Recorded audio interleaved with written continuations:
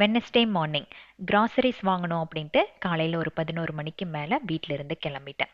அன்னைக்கு மித்துக்குட்டி ஆட்டோவில் தான் வந்து பிக்கப் பண்ணுன்னு சொல்லியிருந்தா, அதனால் ஆட்டோவில் தான் கிளம்பி போனேன். போயிட்டு கிராசரிஸ் எல்லாம் வாங்கிட்டு வர வழியில் மித்துக்குட்டி கூப்பிட்டு வீட்டுக்கு வந்தாச்சு. 2 3 நாளாக பார்த்தீங்கன்னா ஆந்திரா பருப்பு பொடி சாப்பிட்ணுன்னு ஆசையாகவே இருந்தது. ஸோ மத்தியானம் அது செஞ்சேன்.